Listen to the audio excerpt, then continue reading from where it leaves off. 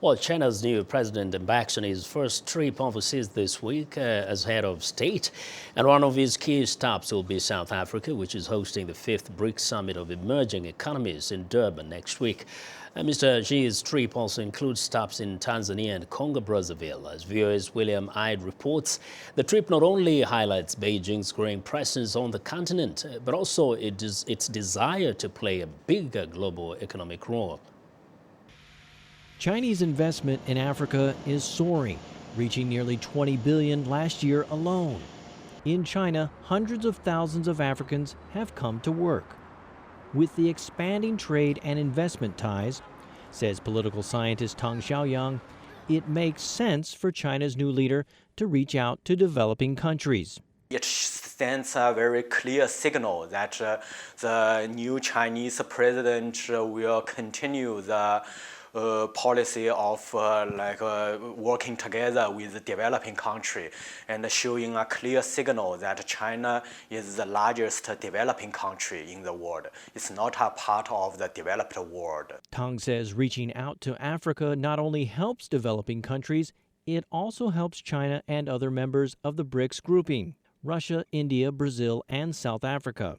Labor-intensive industries, they are being phased out from China, and some of them go to Southeast Asia, but others go to Africa because the labor there is very cheap, and they have the advantage to enter the European and American market without quota.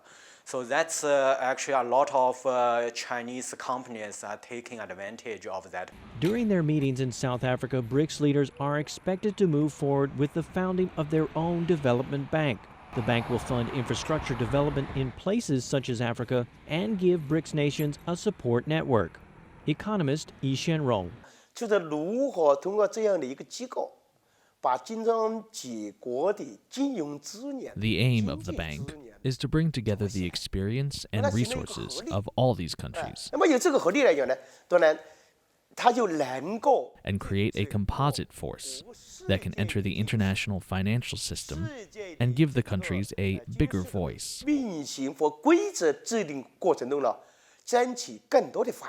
The bank is also a means of creating an alternative to development aid from the West. They are in the same situation because they are all emerging countries, and they met the same difficulty developed world.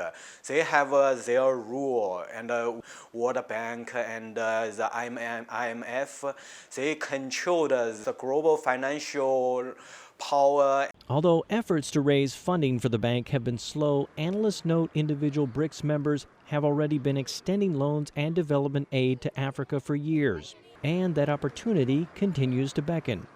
William Ide, VOA News, Beijing.